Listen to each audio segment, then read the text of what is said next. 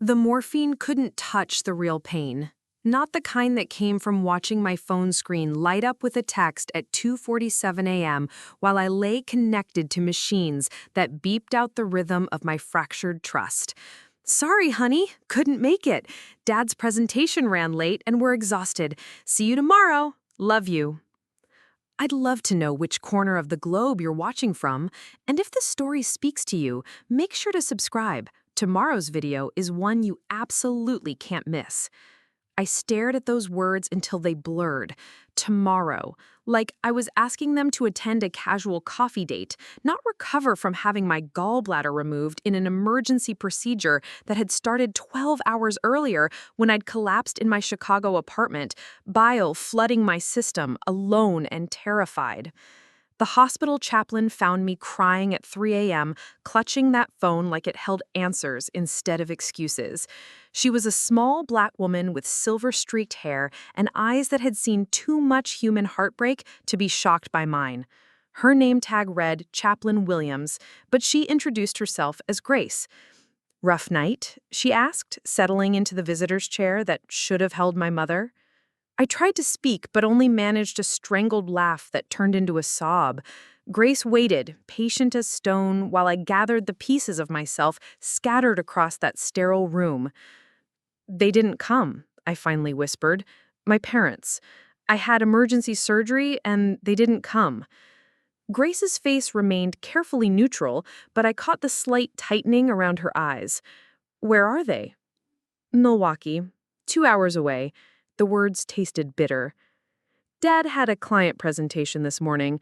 Mom said the drive would be too stressful after a long day."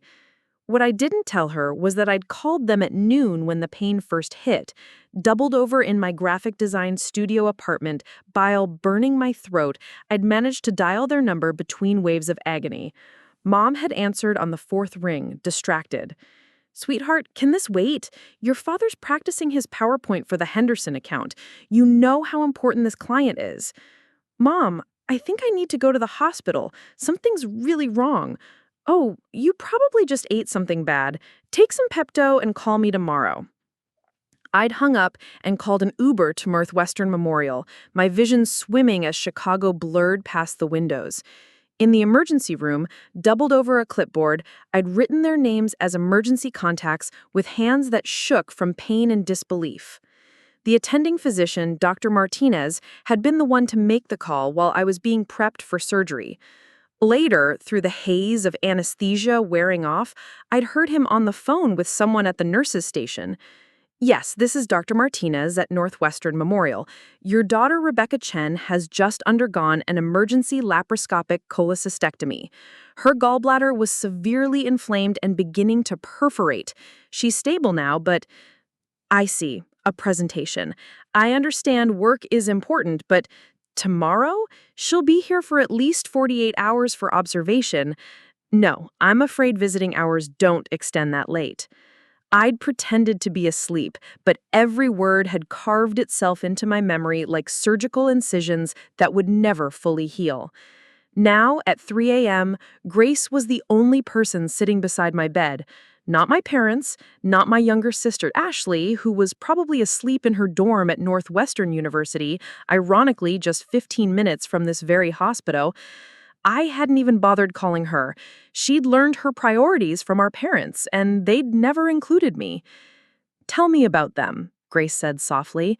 "Your parents." I laughed again, the sound hollow against the rhythmic beeping of machines. "Richard and Linda Chen. He's a marketing executive at Brennan and Associates. She's a real estate agent specializing in luxury homes. They're very successful, very busy, very important people." Grace nodded, encouraging me to continue. "Richard's been chasing the Henderson account for 3 years. It would make his career, set him up for a promotion to regional director. Mom just closed on a $2 million lakefront property last week, her biggest sale ever. They're flying high right now. And I gestured weakly at the hospital gown, the IV tubes, the surgical bandages. I'm just not convenient timing." The worst part was how familiar this felt. Not the surgery, that was new, but the abandonment, the careful prioritization that always placed me somewhere below career advancement, social obligations, and the general inconvenience of parental responsibility, that was as familiar as the scar tissue I'd been accumulating since childhood. "How old are you, Rebecca?" Grace asked. 26. "And this is your first time having surgery?" "Major surgery, yeah. I had my wisdom teeth out when I was 19, but that was outpatient." Grace's eyebrows lifted slightly. "Were they there for that?" The question hit like a physical blow. "No." Dad had a golf tournament with potential clients. Mom had an open house she couldn't reschedule. I took myself home in an Uber, bleeding into gauze, and lived on protein shakes for a week. I could see Grace filing this information away, the same way Dr. Martinez had made notes on my chart. But where his notations tracked my physical healing, Grace seemed to be cataloging something deeper. "Rebecca, I'm going to ask you something, and I want you to think carefully before you answer. When you called them today, when you told them you were sick, what did you hope would happen?" The question caught me off guard. What had I hoped? That they'd drop everything and rush to my side?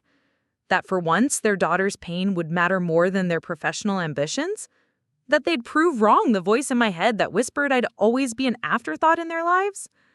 I hoped they'd care enough to come, I admitted. I hoped that their daughter having emergency surgery would outweigh whatever else they had going on. And when they didn't, it confirmed what I've always known but never wanted to admit. The words came out steady, calm, like I was discussing the weather instead of the fundamental failure of my most important relationships. I'm not a priority. I never have been. Grace leaned forward slightly. "Can you think of a time when you were? A priority, I mean." I opened my mouth to answer, then closed it, thought harder, reached further back into childhood memories looking for evidence of mattering, of being chosen first, of being considered essential rather than optional. The silence stretched between us as I came up empty. "My graduation," I finally said, grasping at straws. "They came to that. Tell me about it." "Northwestern, class of 2019, bachelor's in graphic design with a minor in digital marketing. I graduated magna cum laude." I paused, remembering. "They arrived 20 minutes late because Dad had gotten a work call in the parking lot. Mom spent the reception checking her phone for property alerts. They left before the evening celebration because Ashley had a sorority formal they wanted to help her get ready for." Grace nodded slowly. "And how did that make you feel?" Like I was performing for an audience that had already decided to leave. The truth tumbled out before I could stop it. Like my achievements were just items on their checklist. Things to photograph for Christmas cards and mention at dinner parties, but not actually experience or celebrate. The machines around us continued their steady rhythm, marking time in a world where I was finally saying out loud what I'd been carrying silently for 26 years. Grace didn't rush to fill the silence with platitudes or excuses. She just sat with me in the weight of it. "Rebecca, I've been a hospital chaplain for 15 years. I've sat with thousands of patients and their families. I've seen love in action, and I've seen its absence. What happened to you today, your parents choosing work over your emergency surgery, that's not normal. That's not acceptable. And it's not your fault." Something broke open in my chest, not physical, but deeper. The kind of breaking that happens when truth finally has permission to exist. "But they're not bad people," I protested weakly. "They work hard, they've provided for us, they've never been abusive or—" Neglect doesn't have to be dramatic to be real. Sometimes the most damaging thing isn't what someone does to you, it's what they consistently fail to do for you. The text alert chimed again, another message from Mom. "How are you feeling, sweetheart? Dad's presentation went amazing. The Hendersons loved it. Looks like we'll be celebrating this weekend. Can't wait to tell you all about it." I showed Grace the screen. She read it without comment, but I watched her jaw tighten almost imperceptibly. She's asking how I'm feeling, but she's really telling me about Dad's success. Even my emergency surgery becomes background noise to their good news. Grace stood up and moved to the window, looking out at the Chicago skyline beginning to lighten with dawn. Rebecca, what I'm about to tell you might be hard to hear, but I think you need to hear it. You've been conditioned to believe that love looks like whatever scraps of attention you can get. But real love, parental love, doesn't leave you alone in hospital rooms. It doesn't treat your medical emergencies as inconvenient interruptions. It doesn't consistently prioritize everything else above your well-being. She turned back to face me. You've been surviving on emotional breadcrumbs for so long, you've forgotten what a full meal feels like. The words hit like a diagnosis, accurate, devastating, and strangely relieving. Finally, someone had named what I'd been living with but couldn't articulate. A lot of love and effort went into bringing this story to life. If you're enjoying it, we'd be so grateful if you'd subscribe to our channel. Now, back to where we left off. So, what do I do with that? I asked. Grace smiled, the first real warmth she'd shown since entering my room. First, you heal from this surgery. Then, we figure out how to heal from everything else. As if summoned by our conversation, my phone buzzed with a call. Mom flashed across the screen. I looked at Grace, who nodded encouragingly. Hi, Mom. Oh, good, you're awake. How was the surgery? Dad and I felt terrible we couldn't make it, but you know how these work things are. The Hendersons were so impressed. They're talking about expanding their account with us. This could change everything for your father's career. I listened to her excitement, her breathless recounting of Dad's triumph, her detailed plans for celebration dinners and weekend trips to commemorate their success. She talked for 7 minutes straight without asking a single question about my condition, my pain level, or when I might be discharged. Mom, I finally interrupted, I'm in the hospital. I know, sweetheart, but the surgery went fine, right? These routine procedures are so common now. You'll probably be home by tonight. It wasn't routine. My gallbladder was about to rupture. Dr. Martinez said if I'd waited much longer, I could have died. A pause.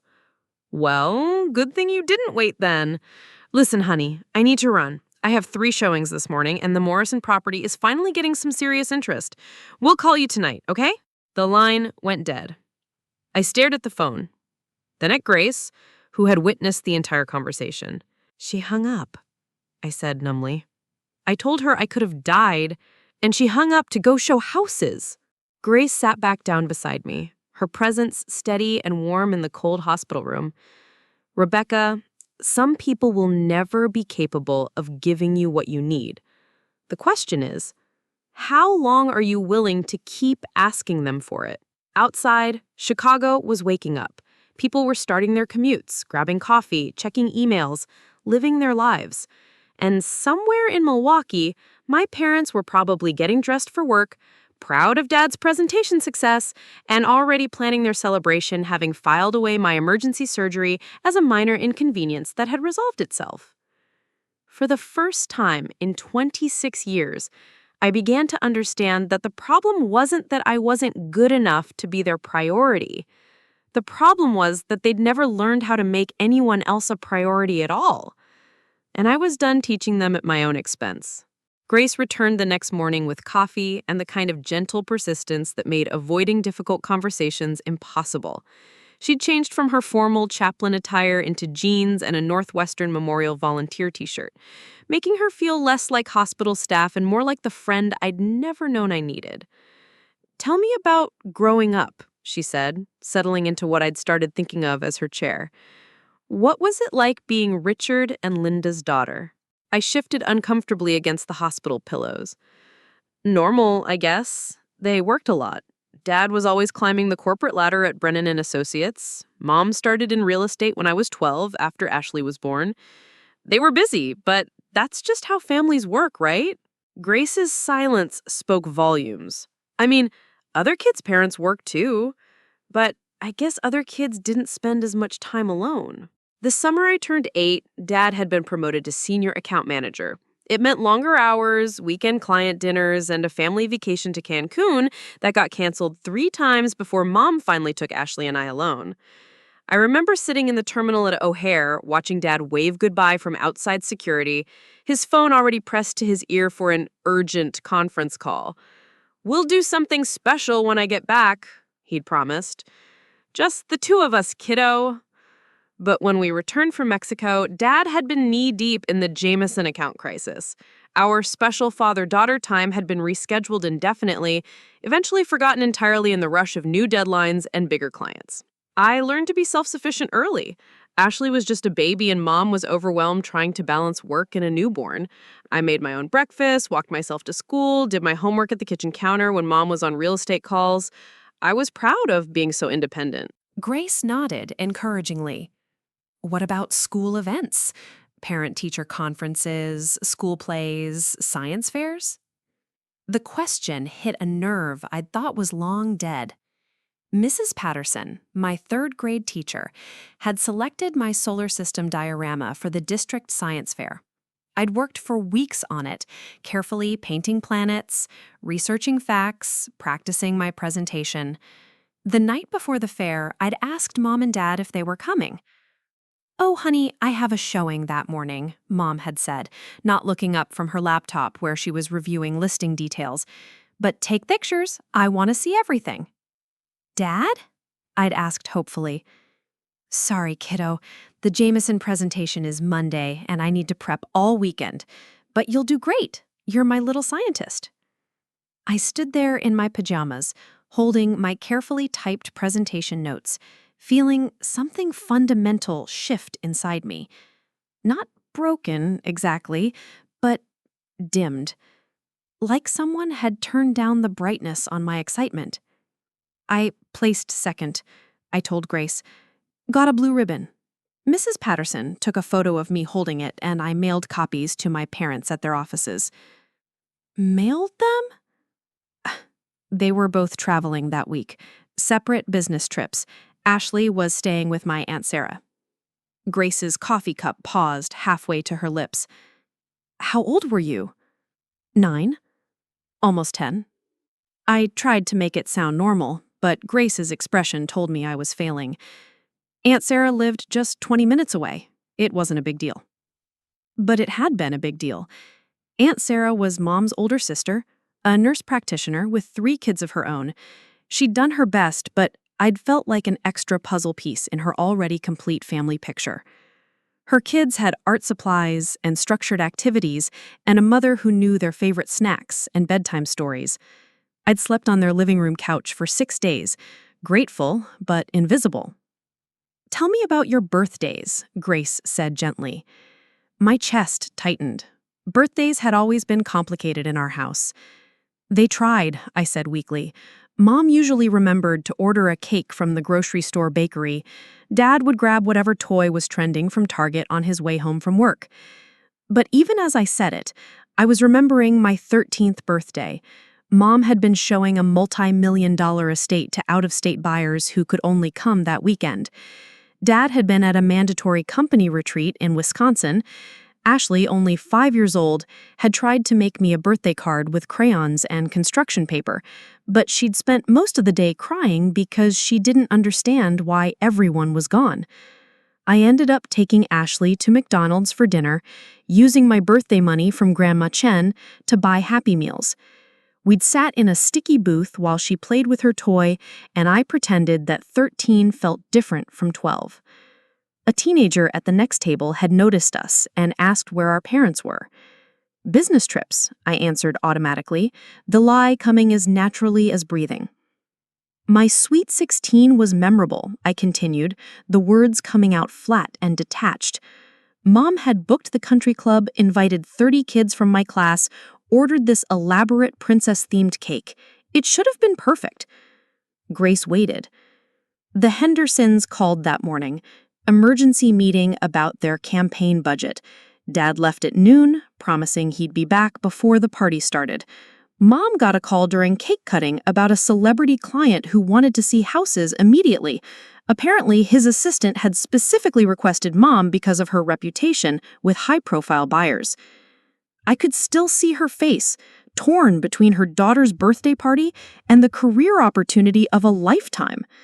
The celebrity's name recognition alone would have brought her dozens of new wealthy clients. I stayed until after I blew out the candles, then left with apologies and promises to make it up to me. I spent the rest of my Sweet 16 party answering questions about where my parents had gone. What did you tell people? That they had emergencies at work? That's what I always told people. I laughed bitterly. I got really good at making excuses for them, creating explanations that sounded reasonable instead of admitting that I just didn't matter as much as their careers did. Grace set down her coffee and leaned forward. Rebecca, what you're describing isn't normal family business.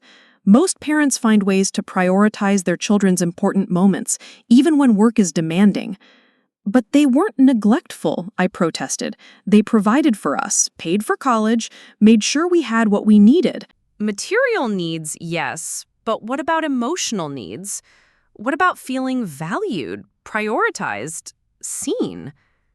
The question opened the floodgates I'd been holding shut for years. Suddenly, I was remembering dozens of moments I'd buried. Dad missing my high school graduation speech because of a last-minute client call. Mom scheduling house showings during my college move-in day, leaving me to figure out dorm life alone, while Ashley got her undivided attention for sorority rush prep. The family dinners that got canceled for work obligations, the conversations that got interrupted by phones buzzing with urgent messages, the constant sense that I was performing for an audience that was always looking elsewhere. Ashley got different treatment, I admitted quietly. She was the baby, the surprise pregnancy that came 8 years after me. By the time she was in elementary school, Dad had made partner and Mom had built her client base. They had more flexibility, more resources. They made it to her dance recitals, her soccer games, her school events. How did that feel? Like I'd been the rough draft and Ashley was the final version they'd perfected. The words came out raw and honest. Like I'd taught them how to be parents through my disappointments, and she got to benefit from all the lessons I'd learned the hard way. I remembered Ashley's 10th birthday party at Dave & Buster's. Both parents present, extended family invited, professional photos taken. Mom had even taken the day off work, turning off her phone completely for the first time I could remember. Watching them dote on Ashley, seeing Dad play arcade games and Mom help her blow out candles, I'd felt simultaneously happy for my sister and devastated for the child I'd been. Did you ever talk to them about it? Tell them how you felt? Once, during my junior year at Northwestern, I tried to explain why their missed events hurt me. Mom said I was being too sensitive, that they'd worked hard to give us opportunities they never had. Dad said I should be grateful for their work ethic instead of resentful. The conversation had taken place in our old kitchen in Lake Forest during Thanksgiving break. I'd finally worked up the courage to tell them that their absence felt like rejection, that I'd spent years wondering if I'd done something wrong to deserve being consistently deprioritized. "Honey, you're being dramatic," Mom had said, not looking up from her real estate market reports. "We've always been supportive. Look at everything we've provided for you." Provided, yes, but supported? When was the last time you asked about my classes, my friends, my life? Dad had gotten defensive then. "We ask about your grades. We are proud of your accomplishments." You ask about outcomes, not process. You want to know my GPA, not whether I'm happy. You celebrate my successes, but you're never there for the struggles. "Rebecca, we work hard so you and Ashley can have choices we never had," Mom had said firmly. "That requires sacrifice from all of us." But the sacrifice, I'd realized, had been entirely mine. They'd sacrificed my childhood for their ambitions and called it love. Grace's voice brought me back to the present. What happened after that conversation? Nothing changed. If anything, they became more distant, like I disappointed them for being ungrateful. I learned to stop asking for things I knew they couldn't give. Couldn't? Or wouldn't? The distinction hit like a physical blow. "Wouldn't," I whispered. They had the time and energy for what mattered to them. I just wasn't on that list. Grace nodded slowly. Rebecca, I want you to understand something. The way your parents treated you, that pattern of consistent emotional unavailability, of prioritizing work over your well-being, of making you feel like your needs were inconvenient, that's not your fault. Children don't earn their parents' attention and presence. They deserve it simply by existing. The machines around us continued their steady rhythm, but something inside me was shifting, realigning like bones setting after a break. Yesterday, when they chose Dad's presentation over your emergency surgery, they weren't making a one-time mistake. They were following a pattern they established when you were 8 years old and needed them at a science fair, when you were 13 and spent your birthday alone, when you were 16 and they left your party, when you were 22 and graduated without them really being present. I stared at the ceiling, processing 26 years of rationalized disappointments.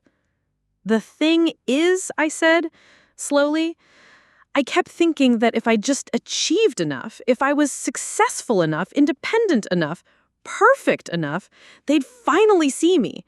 They'd finally prioritize me. And did that work?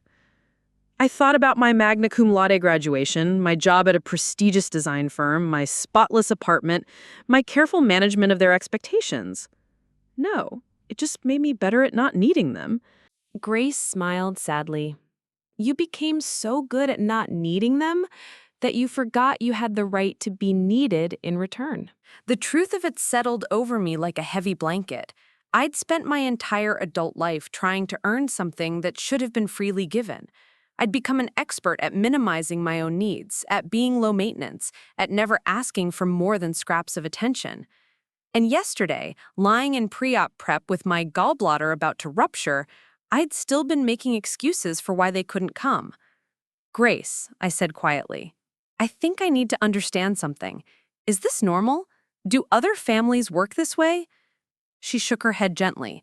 No, honey. Other families find ways to show up for each other. Even busy families, even families with demanding careers. Love finds a way to prioritize what matters. For the first time in my life, I allowed myself to feel the full weight of what I'd been denied. Not just yesterday's abandonment, but decades of systematic emotional neglect disguised as work ethic and success. The pattern was clear now, undeniable and devastating, and I was finally ready to stop pretending it was normal. Grace left me with a notebook and a simple request. Write down every time in the past year you've needed them and what happened instead. At first, I thought it would be a short list, but as I started writing, the pages filled faster than I'd expected. Each entry was a small wound I'd bandaged with understanding, explaining away their absence with their importance, their busy schedules, their demanding careers. March 15th, food poisoning from a catering event. Spent 3 days unable to keep anything down. Called Mom for advice about whether to go to urgent care. She was showing houses to the Patterson family, their third weekend of looking.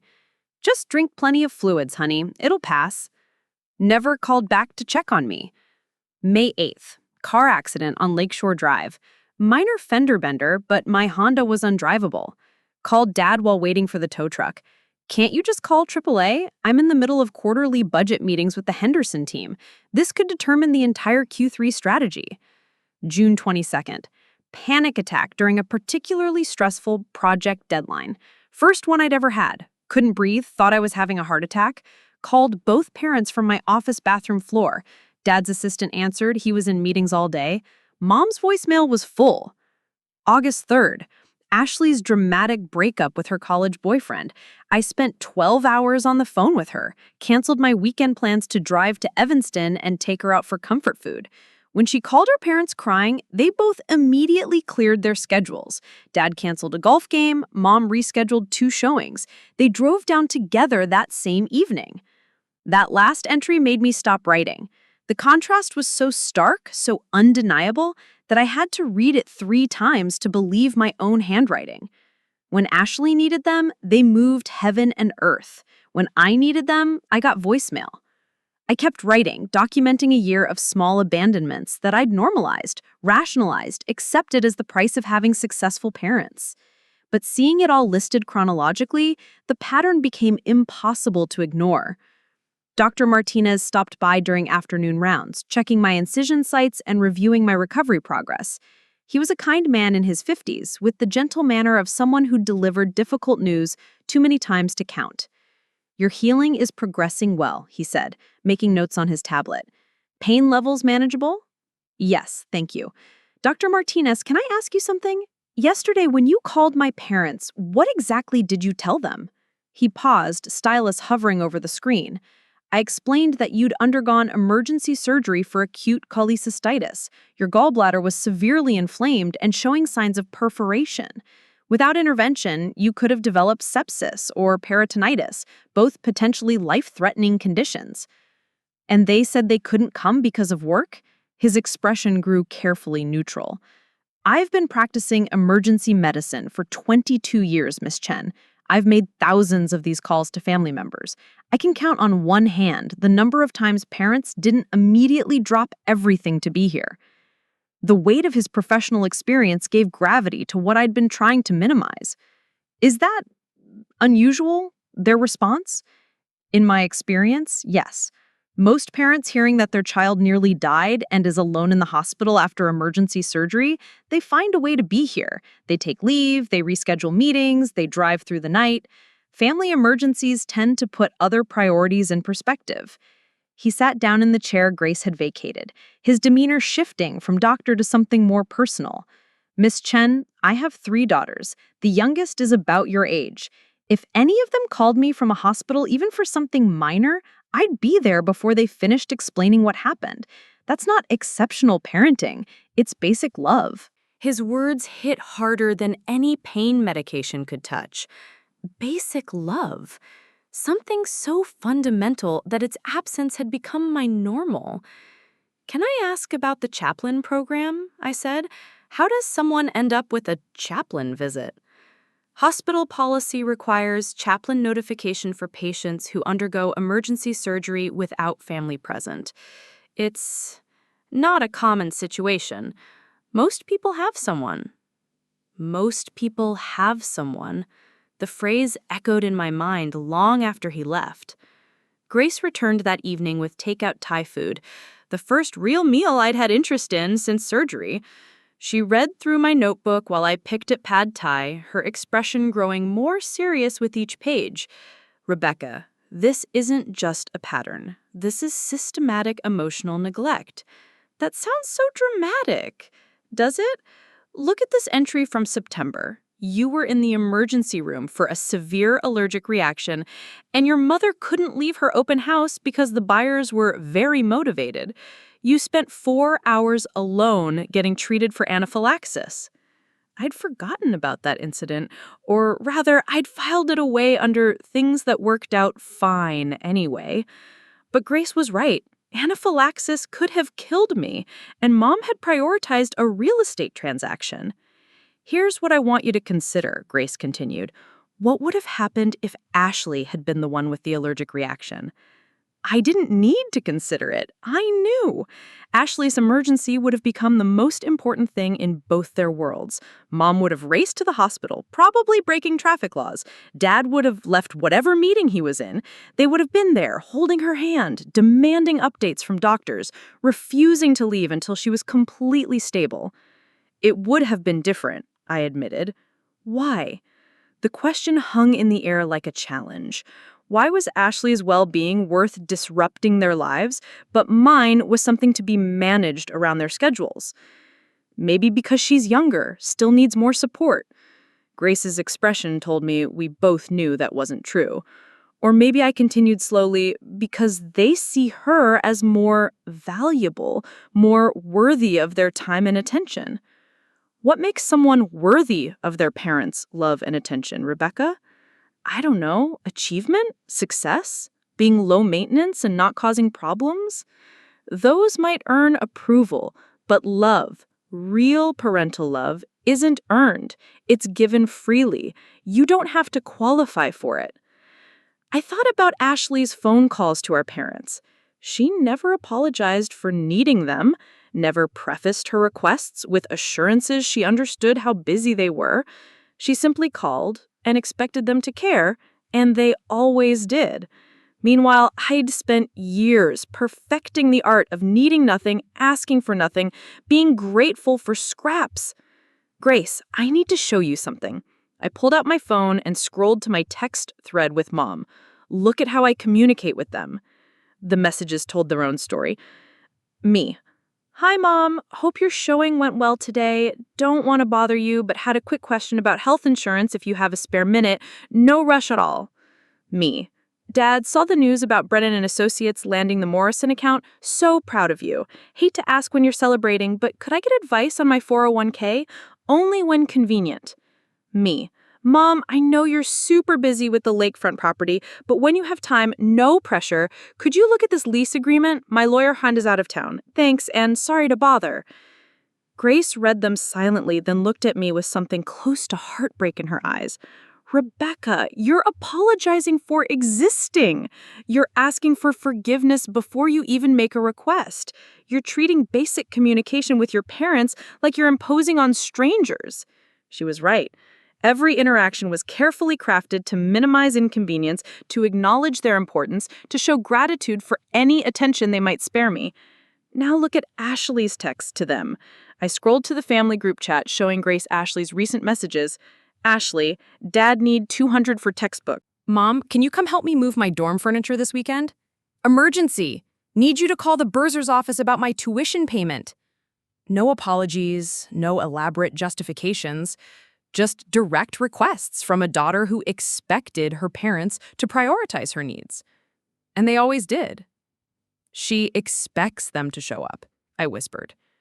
She doesn't doubt that she matters to them. Because she's never been given reason to doubt it. You have, Grace said gently. The documentation was complete now. 26 years of evidence spread across notebook pages and phone screens. A pattern so consistent it had become invisible to me, normalized through repetition until I'd convinced myself that minimal parental investment was just how successful families operated. But the numbers didn't lie. In the past year alone, my parents had canceled, postponed, or simply ignored my needs 43 times. During that same period, they'd dropped everything for Ashley 17 times. I wasn't imagining it. I wasn't being dramatic or oversensitive. I was simply living with the mathematical reality of being loved less than my sister, valued less than their careers, prioritized less than their social obligations. The evidence was overwhelming, undeniable, and liberating in its clarity. For the first time in my life, I stopped gaslighting myself and started believing my own experience. The epiphany came at 2:47 a.m., exactly 24 hours after that first devastating text. I woke up in the hospital bed, not from pain, but from clarity so sharp it felt like another kind of surgery.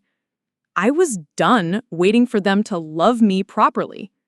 Grace found me at dawn, fully dressed in the clothes she'd brought from my apartment, discharge papers signed, and my phone open to a notes app filled with lists. "You look different," she observed, settling into her familiar chair. "I feel different. I made some decisions." She waited, letting me find my words. "I'm not going home to Milwaukee for Christmas. I'm not going to keep showing up to family events where I'm treated like a courtesy invitation. And I'm definitely not going to keep making myself smaller so they can feel better about prioritizing everything else." Grace's smile was proud and sad simultaneously. "What brought this on?" "Math." I showed her my phone screen. "I calculated something last night. In the past 5 years, I've visited them 23 times. They've visited me exactly twice, both times when they were already in Chicago for other reasons." The numbers were sobering. 276 hours of drive time to Milwaukee, 46 canceled weekend plans, 17 rescheduled work commitments, thousands of dollars in gas, wear on my car, and opportunity costs, all to maintain relationships with people who couldn't be bothered to drive 2 hours when I nearly died. I also calculated how much emotional energy I spend managing their feelings about my needs. Do you know how many times I've called them this year? Grace shook her head. 87 times. Know how many times they've called me just to see how I'm doing? 4. And 2 of those were asking favors. The disparity was staggering when quantified. I'd been doing all the emotional labor in these relationships, constantly reaching out, checking in, maintaining connection while they remained passive recipients of my attention. So, what's the plan? I pulled up the first list on my phone. Step 1, I'm taking the extended medical leave Dr. Martinez approved. 3 weeks off work to recover properly. Not rush back because I don't want to inconvenience anyone. That decision alone felt revolutionary. I'd been planning to return to work in 5 days, despite the doctor's recommendation for 2 weeks minimum recovery. The idea of actually prioritizing my healing over productivity felt foreign, but necessary. Step 2, I'm hiring a cleaning service for my apartment. I've been doing everything myself for years because I didn't want to seem frivolous or wasteful. But Ashley has a housekeeper that our parents pay for. If they can justify that expense for her convenience, I can justify it for my recovery. Grace nodded approvingly. Step 3. I'm joining the Northwestern Memorial Volunteer Program. You mentioned they need patient advocates, people who sit with patients who are alone during procedures. This decision had surprised even me. After experiencing the profound comfort of Grace's presence during my darkest hours, I wanted to be that person for someone else. I wanted to turn my own abandonment into a source of support for others. Step 4 is the big one, I continued, my voice steadying with resolve. I'm establishing boundaries, clear, non-negotiable boundaries about how I'm willing to be treated. I showed her the list I'd crafted. New boundaries. No more apologizing for having needs or making requests. No more traveling to Milwaukee unless they visit Chicago first. No more last-minute cancellations without genuine emergencies. No more one-sided conversations about their achievements without reciprocal interest in my life. No more financial or emotional support without equal investment from them. No more accepting busy as an excuse for basic courtesy. These aren't punishments, I explained. They're standards. If they want a relationship with me, it has to be mutual. Grace leaned forward. How do you plan to communicate these boundaries? That's step 5. I'm writing them a letter. Not a text, not a phone call that can be interrupted or dismissed. A real letter that they have to sit with and read completely. I'd already started drafting it in my mind. Not angry or accusatory, but clear and factual. A simple explanation that I was changing how I showed up in the world, and that included changing how I showed up for them. Rebecca, what do you think their response will be? The question gave me pause. Honestly, I think they'll be confused at first, then defensive. They'll probably tell me I'm overreacting, being too sensitive, not understanding the pressures they face. I'd been anticipating their reactions since making these decisions. Dad would likely frame it as a business negotiation, trying to find compromises that maintained the status quo. Mom would probably get emotional, making it about how much she had sacrificed for our family. And then I'll know exactly who they are. If they can't meet basic standards of respect and reciprocity, then I'll know our relationship was never what I thought it was. The realization was both heartbreaking and liberating. Either they'd rise to meet me as equals, or they'd reveal that they'd never seen me as worthy of equal treatment. There's step 6, I continued, pulling up another note. I'm building a chosen family. People who show up, who care about my well-being, who don't see my needs as inconveniences. This list was already started. My real support system.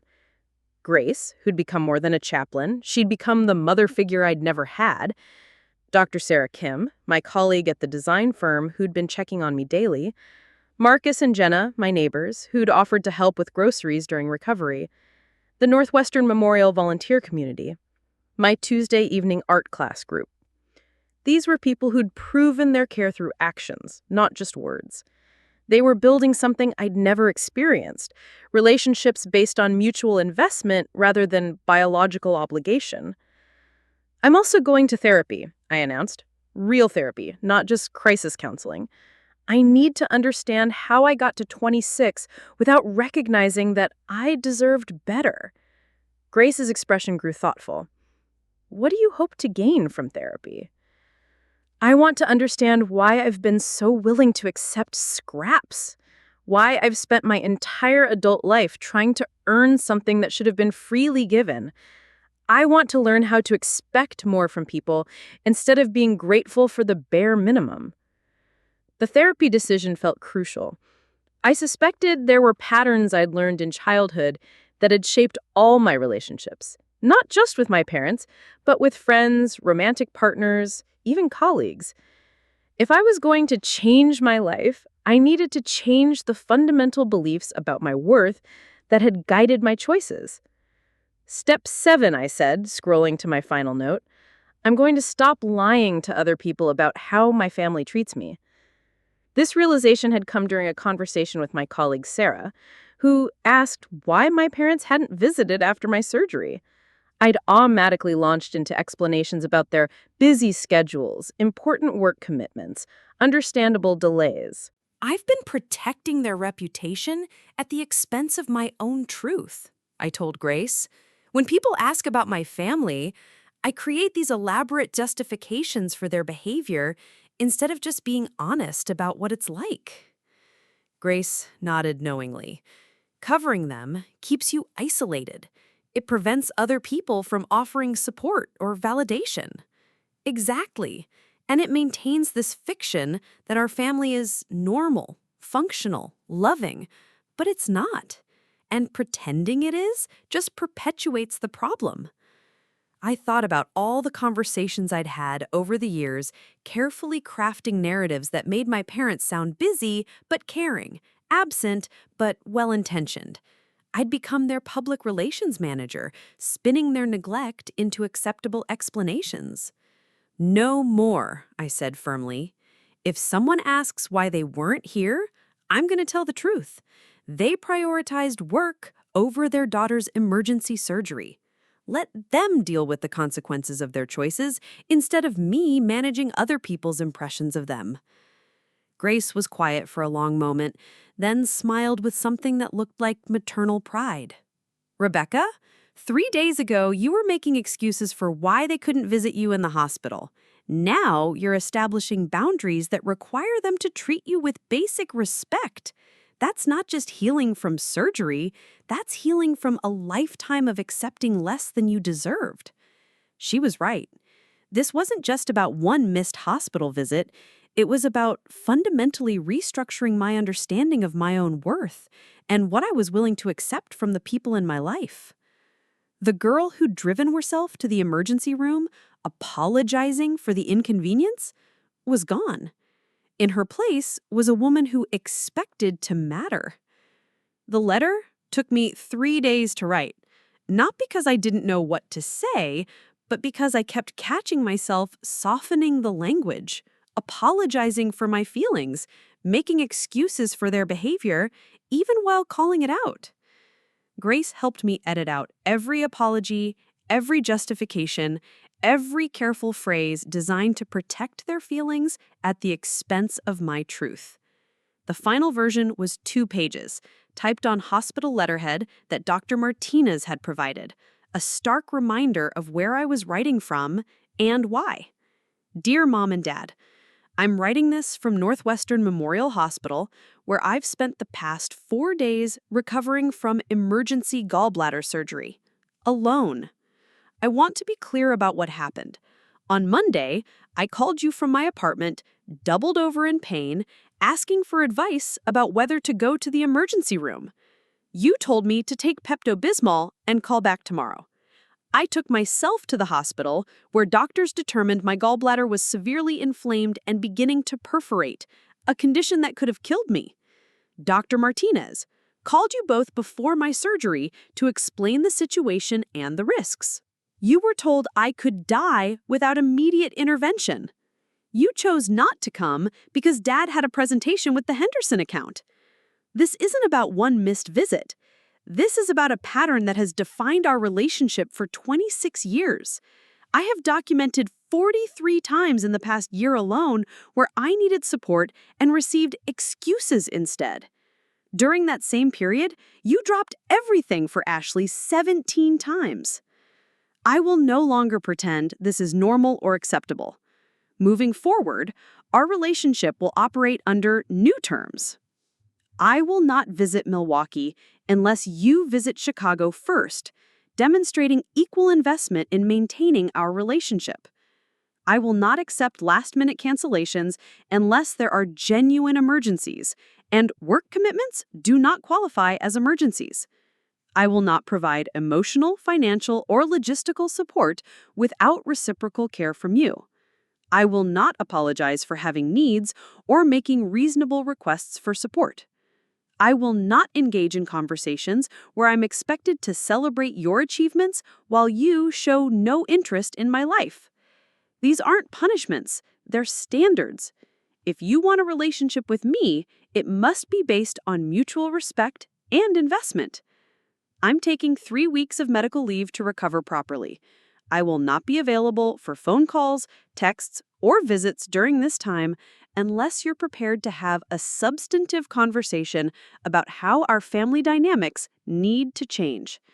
I love you both, but I will no longer sacrifice my well-being to maintain relationships that consistently devalue me. I mailed it on Friday morning. Certified delivery requiring signatures. No chance for them to claim they never received it. The response came faster than expected. Saturday afternoon, my phone buzzed with a call from Mom, then Dad, then Ashley. I let them all go to voicemail, following my own boundary about not being available unless they were ready for substantive conversation. The voicemails told their own story. Mom, tearful. Rebecca, honey, I got your letter and I'm devastated. How can you say these things after everything we've sacrificed for you and Ashley? Dad's beside himself. The Henderson presentation was make or break for his career. You know that. We thought you were fine. The doctor said the surgery went well. I don't understand why you're being so cruel. Please call me back so we can talk about this like adults. Dad, defensive. Rebecca, your mother is crying, which I hope you're happy about. This letter is completely out of line. We've always supported you, always been there when it really mattered. One missed hospital visit doesn't erase 26 years of parenting. You're being manipulative and, frankly, ungrateful. I expect better from you. Call us back immediately. Ashley, confused. Becca, what the hell? Mom called me sobbing about some letter you sent. She said you're cutting them off over a hospital visit? That seems really extreme. They work hard for our family, you know that. Can you just call them back and work this out? This drama is really stressing me out during midterms. I played the messages for Grace during her evening visit. She listened without comment, her expression growing more grim with each recording. Notice anything? She asked when they finished. Not one of them addressed the actual issues I raised. No acknowledgement of the pattern, no recognition of the neglect, no apology for leaving me alone during emergency surgery. What else? I listened again, paying attention to tone and word choice. They're all focused on how my letter made them feel, not on how their actions affected me. Mom's devastated, Dad's angry, Ashley's stressed, but none of them seemed concerned about why I felt the need to write it in the first place. Grace nodded. Classic deflection. Instead of examining their behavior, they're making you responsible for their emotional reactions to being held accountable. The pattern was so familiar, I'd almost missed it. This was how every difficult conversation with my family had always gone. My feelings became secondary to managing their feelings about my feelings. Sunday brought a new escalation. Ashley drove down from Northwestern University without warning, using her spare key to enter my apartment. I found her in my kitchen, arms crossed, wearing the expression of righteous indignation she'd perfected in childhood. "We need to talk," she announced. "About what?" "About whatever breakdown you're having that's making them torture our parents." I sat down at my kitchen table, still sore from surgery, but mentally prepared for this confrontation. Ashley, what did they tell you about why I was in the hospital? That you had some routine surgery and freaked out because they couldn't visit immediately. Routine surgery. I pulled out my phone and showed her the discharge papers. My gallbladder was about to rupture. Dr. Martinez said I could have died from sepsis if I had waited much longer. Does that sound routine to you? She glanced at the medical terminology, looking uncomfortable. Okay, but you're fine now. Why are you punishing them for one mistake? Ashley, in the past year, how many times have Mom and Dad dropped everything when you needed them? That's different. I'm still in college. I need more support. How many times? She shifted uncomfortably. I don't keep track. I do. 17 times. In that same period, they were available for my needs exactly 0 times. Yesterday's mistake was just the latest in a 26-year pattern. You're being dramatic. They've always been good parents. To you, yes. To me? I pulled out the notebook I'd been keeping, opening to a random page. September 15th. I had an allergic reaction that sent me to the emergency room. Mom couldn't leave her open house because the buyers were very motivated. I spent 4 hours alone getting treated for anaphylaxis. Ashley's expression faltered slightly. March 22nd. Car accident on Lakeshore Drive. Dad couldn't help because he was in budget meetings. I waited 3 hours for a tow truck. I flipped pages. June 8th. Panic attack during a work crisis. Neither of them answered their phones. Want me to keep reading? Maybe they're just busy. When you had your panic attack during sorority rush, they both drove to Evanston that night. When you got food poisoning from that sketchy sushi place, Mom took 2 days off work to take care of you. When your boyfriend broke up with you last month, Dad canceled his golf tournament to spend the weekend with you. The silence stretched between us as Ashley processed the disparity. I didn't realize. You didn't realize because you've never experienced it. To you, our parents are loving, attentive, supportive. To me, they're busy, distracted, and consistently unavailable unless it's convenient for them. Ashley sat down across from me, her righteous anger replaced by something that looked like dawning comprehension. But they love you. I know they do. Maybe they do, but love without action is just sentiment. And I'm done accepting sentiment as a substitute for actual care. She was quiet for a long moment, staring at the notebook that contained irrefutable evidence of our parents' differential treatment. What do you want me to do? Nothing. This isn't about you, Ashley. You've never done anything wrong. You've simply received the parental care that every child deserves. I'm just finally admitting that I haven't received the same. But this will tear our family apart. Our family was already torn apart. I'm just finally acknowledging the tear instead of pretending it doesn't exist. Ashley left that evening subdued and thoughtful, promising to stay out of the conflict, but clearly shaken by the documentation I'd shown her. Monday brought radio silence. No calls, no texts, no attempts at reconciliation. Tuesday, Mom tried a different approach. She called Grace directly at the hospital, somehow having found the chaplain's contact information. Grace told me about the conversation during her evening visit. Your mother wants me to talk sense into you. She's convinced you're having some kind of mental health crisis brought on by the surgery. What did you tell her? That you're the sanest person I've met in months, that recognizing neglect isn't a breakdown, it's a breakthrough. Grace's validation meant everything. Here was a professional who'd seen thousands of family dynamics, and she was confirming what I had finally allowed myself to acknowledge. The confrontation was complete. I'd spoken my truth, set my boundaries, and documented my evidence. Their response had told me everything I needed to know about who they were and what they were capable of changing. The answer was nothing. The silence lasted exactly 12 days. 12 days of no phone calls, no texts, no attempts at reconciliation. For someone who'd spent 26 years being the one to reach out, to maintain contact, to bridge every gap in communication, the quiet felt simultaneously liberating and terrifying. I used those 12 days to build something I'd never had, a life that didn't revolve around earning scraps of attention from people who couldn't be bothered to care. The Northwestern Memorial volunteer training started on week 2 of my medical leave. Grace had fast-tracked my application, citing my unique understanding of what it felt like to face medical crises alone. The orientation took place in the hospital's community room, 23 volunteers ranging in age from college students to retirees. Patient advocacy, explained Sarah Martinez, the volunteer coordinator and Dr. Martinez's wife, isn't about medical expertise, it's about human presence. Sometimes the most healing thing we can offer someone is simply showing up. The irony wasn't lost on me.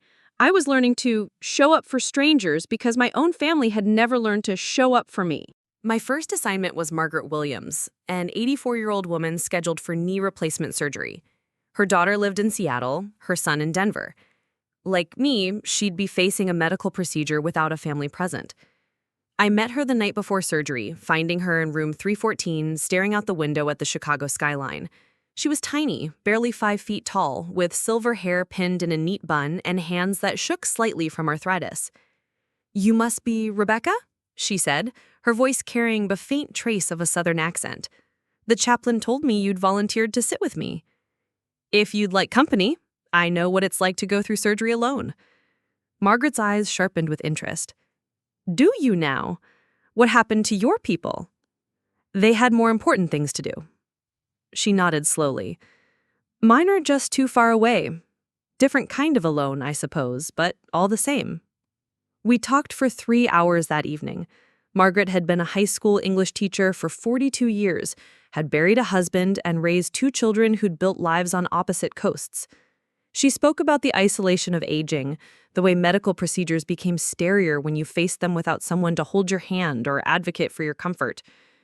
"The thing about being alone," she said as visiting hours ended, "is you learn to be your own best company. But sometimes you still need someone else to witness your courage." Her words stayed with me through the night. The next morning, I arrived at 6 a.m. to sit with Margaret during pre-op preparation. I held her hand during the nerve-wracking wait, advocated for extra blankets when she got cold, and asked the anesthesiologist to explain the procedure once more when she expressed anxiety. "You're good at this," said the pre-op nurse, Jennifer. "Have you considered making it official?" "What do you mean?" "We're always looking for patient care coordinators, people who can bridge the gap between medical staff and patients, especially those without strong family support systems." The idea planted itself in my mind and began to grow. While Margaret was in surgery, I used the waiting time to attend my first therapy appointment with Dr. Alina Rodriguez, a specialist in family trauma and emotional neglect.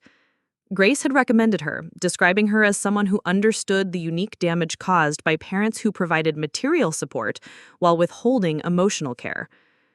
Dr. Rodriguez's office was warm and comfortable, filled with plants and soft lighting that made difficult conversations feel safer. She was a woman in her 50s with kind eyes and a direct manner that reminded me of Grace. "Tell me about your family's response to your letter," she said, settling into her chair with a notepad. I recounted the voicemails, Ashley's visit, the 12 days of silence that followed. "What strikes me," Dr. Rodriguez said when I finished, "is that none of their responses addressed your actual complaints. Instead, they focused on how your truth-telling made them feel."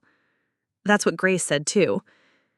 It's a common pattern in families where emotional neglect has been normalized.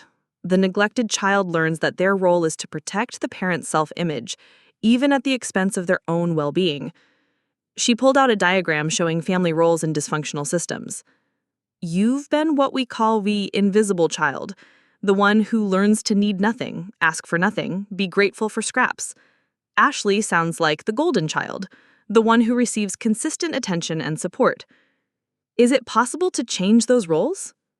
You've already started changing yours by setting boundaries and refusing to continue the pattern. But the rest of your family? They can only change if they're willing to acknowledge that the pattern exists in the first place." The truth of that statement felt heavy but clarifying. "Rebecca, I want you to consider something. What would your life look like if you stopped trying to fix your family relationships and instead focused on building the life you actually want?" The question followed me back to the hospital, where Margaret was waking up from surgery. Her knee replacement had gone perfectly, and she was groggy but relieved to see a familiar face. "How are you feeling?" I asked, taking her hand.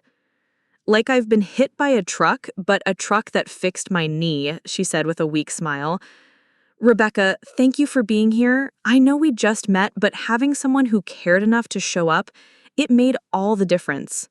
As I helped Margaret with ice chips and called the nurse when her pain medication wore off, I realized something profound. This was what showing up looked like. This was what it meant to prioritize someone's well-being over your own convenience. My parents had never learned how to do this, even for their own children. Over the following weeks, I threw myself into volunteer work with an intensity that surprised everyone, including myself.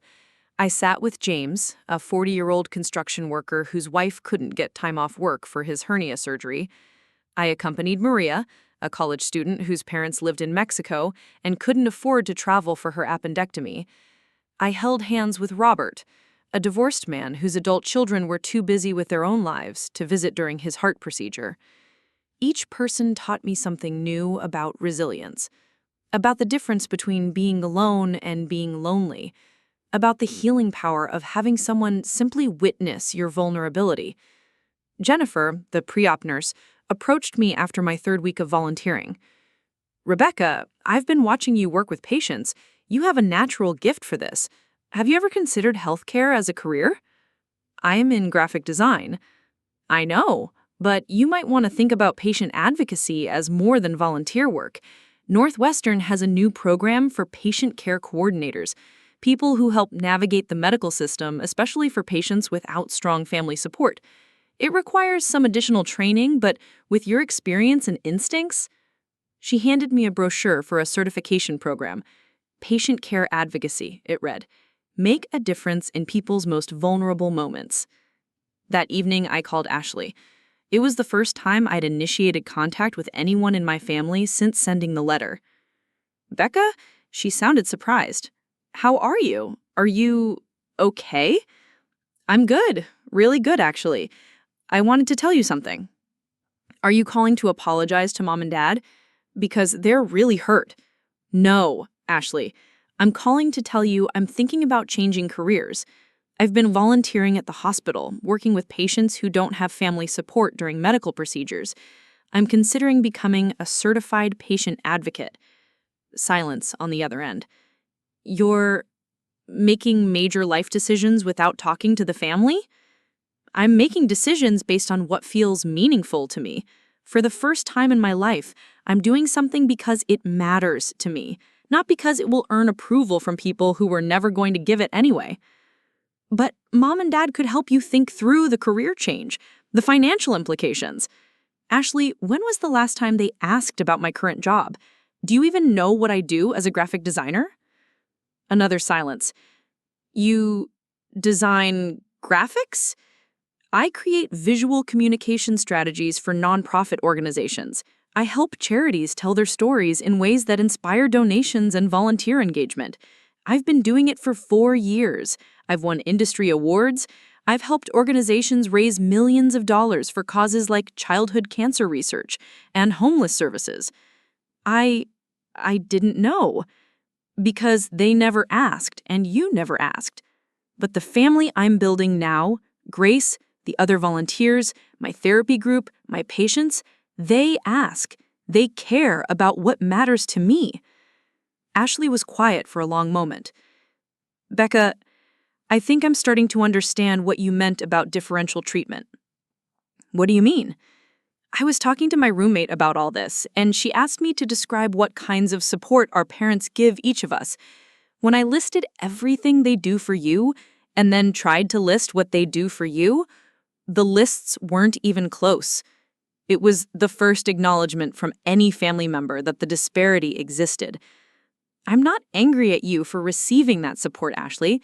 You deserve it. I just finally realized that I deserve it too. And if I can't get it from them, I need to build it somewhere else. Are you ever coming back to family events, holidays, Sunday dinners? Maybe, if they can demonstrate that they're willing to treat me as an equal participant in the family instead of a peripheral obligation. But I'm not holding my breath. After hanging up with Ashley, I sat in my apartment looking at the patient advocacy brochure. For the first time in my adult life, I was making decisions based purely on what felt right to me, not on what would maintain peace with my family or earn their approval. The application deadline was in 2 weeks. The program was competitive, requiring essays about motivation and commitment to patient care. I opened my laptop and began typing. My interest in patient advocacy began when I experienced emergency surgery without family support. In that vulnerable moment, I learned the profound difference between medical care and human care.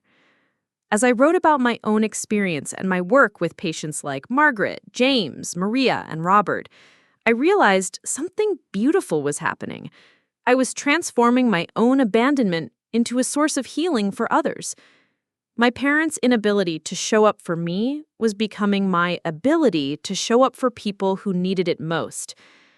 The rebuilding wasn't just about setting boundaries or finding new relationships.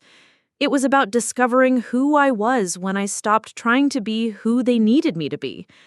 6 months later, I was sitting in the Northwestern Memorial break room when Grace found me reading a letter that had arrived that morning. The hospital badge clipped to my scrubs read, "Rebecca Chen, Patient Care Advocate," in bold letters.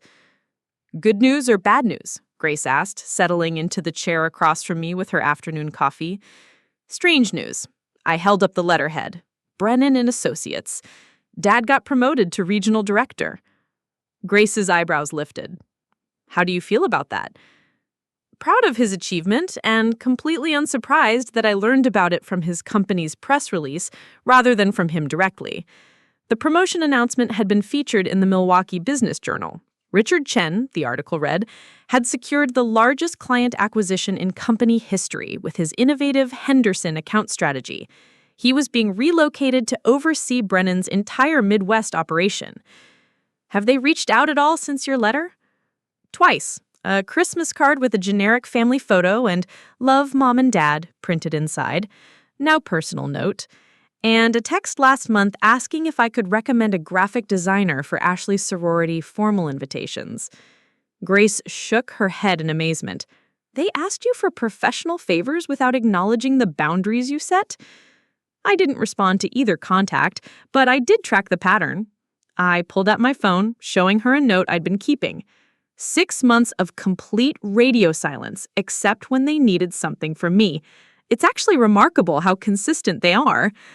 The break room door opened and Dr. Martinez walked in, still wearing surgical scrubs from the morning's procedures. He'd become something of a mentor since I'd started working at the hospital, often checking in on how I was adapting to healthcare. "Rebecca, how did the Morrison case go this morning?" he asked, referring to the elderly woman I'd been advocating for during her cancer surgery. Her daughter arrived from Portland just before she went into recovery. I've never seen someone so grateful to see family. I paused, remembering my own experience. It reminded me why this work matters. Dr. Martinez nodded approvingly. "You've been doing exceptional work. The patient satisfaction scores for our patient advocacy program have increased 30% since you started." "Really?" "Really. Turns out that having someone who truly understands what it feels like to be alone during medical crises makes all the difference." He poured himself coffee and sat down. "Speaking of which, we've gotten approval for expanding the program. We're looking for someone to lead the initiative, train new advocates, develop protocols, liaison with other hospitals interested in similar programs." Grace and I exchanged glances. This was bigger than anything I'd imagined when I first started volunteering. "Dr. Martinez, are you offering me a promotion?" "I'm offering you the chance to build something important, something that could help thousands of patients who face medical procedures without adequate support systems." After he left, Grace studied me with a knowing smile. "You realize what's happening here, don't you?" "I'm getting offered an incredible professional opportunity." You're being recognized and valued for the exact qualities your family overlooked: your empathy, your understanding of vulnerability, your ability to show up for people when they need it most. She was right. The skills I'd developed through years of being emotionally self-sufficient, of understanding what it felt like to be overlooked and dismissed, had become my professional strengths. I could identify when patients felt invisible, could advocate for their needs with persistence, born from my own experience of being unheard. My phone buzzed with a text from Ashley. Saw Dad's promotion announcement, big celebration this weekend. You should call them. Instead of the automatic guilt I would have felt 6 months ago, I felt only mild curiosity about whether they'd considered inviting me to the celebration. I called Ashley back during my lunch break. Hey, congratulations to Dad. That's a huge achievement. Thanks. Are you going to call him? He'd love to hear from you. Ashley, did they invite me to the celebration? A pause. Well, they assumed you wouldn't come, after everything that happened. What exactly did they tell you about everything that happened? That you had some kind of breakdown after your surgery and sent them a really hurtful letter? That you've been punishing them for being busy when you were in the hospital? I took a deep breath, choosing my words carefully. Ashley, I had emergency surgery that could have killed me, and they chose not to come because of a work presentation. When I asked them to treat our relationship with basic respect and reciprocity, they responded with guilt trips and defensiveness. I didn't have a breakdown. I had a breakthrough. But 6 months, Becca. You haven't talked to them in 6 months. They haven't talked to me either. The difference is, I'm not the one who spent 26 years training them to expect one-sided communication. Silence on the other end. I have something to tell you. I got promoted today. I'm going to be leading Northwestern Memorial's patient advocacy program, potentially expanding it to hospitals across the Midwest. It's the most meaningful work I've ever done. That's amazing, Becca. Congratulations. Thank you. Ashley, do you think our parents will ask about my promotion? Do you think they'll want to celebrate my achievement? Another pause, longer this time. Probably not, she admitted quietly. And that tells you everything you need to know about who they are and what they're capable of. After hanging up, I walked through the hospital corridors toward the patient advocacy office that would soon be mine to redesign and expand. I passed room 314, where I'd first met Margaret Williams. She'd become a regular volunteer herself after her recovery, helping other elderly patients navigate the medical system. In room 208, I checked on Thomas, a teenager whose parents were going through a messy divorce and couldn't coordinate visit from hospital. In 151, I visited Sarah, a young mother whose husband was deployed overseas and couldn't be present for her emergency appendectomy. Each patient reminded me that families came in many forms. Some were bound by biology, but failed to show up. Others were chosen, built through shared values and mutual care. My chosen family now included Grace, who'd become the mother figure I'd never had, Dr. Martinez and his wife Sarah, who'd become mentors and friends, Margaret, who'd become like a grandmother, the Tuesday evening art class that had become my creative outlet and social circle, the other patient advocates who understood the importance of showing up for people who had nowhere else to turn. That evening, I met Grace for dinner at our usual spot, a small Italian restaurant near the hospital where the staff knew us by name and always asked about our patients.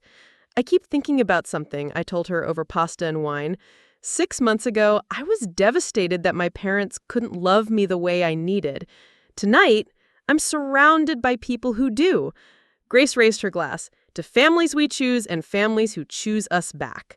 To finding out that love isn't about biology, it's about showing up. As we clinked glasses, my phone buzzed with a notification. A 5-star review had been posted about the patient advocacy program. Rebecca Chen was an angel during my husband's heart surgery. She made sure we understood everything, advocated for his comfort, and stayed with me during the scariest hours of my life.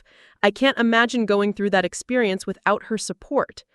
I showed Grace the review, feeling a warmth that had nothing to do with the wine. You know what the beautiful irony is? Grace said after reading it. Your parents' inability to be there for you has become your superpower in being there for others. She was right. Every patient I comforted drew from my understanding of what it felt like to be alone. Every family I supported benefited from my knowledge of what presence actually looked like. Every protocol I developed came from my intimate familiarity with what people needed when they were vulnerable and scared. My gallbladder surgery had been the beginning, not the end. It had forced me to see clearly what I'd been ignoring for decades, that I deserved better than scraps, that love required action, that I had the right to expect reciprocity in my relationships. More importantly, it had led me to discover work that filled the space my family's love should have occupied. Every patient I helped heal me. Every family I supported reminded me what healthy relationships looked like. Every successful advocacy case proved that I could make a difference in the world, with or without my parents' recognition. 6 months after the worst abandonment of my life, I had built something beautiful from the ashes of that disappointment. I had found my purpose in helping others feel less alone. And I had learned that sometimes the greatest gift our families can give us is showing us exactly who they are, so we can go build the life we actually deserve. Looking for more? We've got 2 amazing stories ready for you right on screen. If this one touched you, these are absolutely worth your time. Click to watch them now. And hey, subscribe and hit that bell to never miss our latest uploads.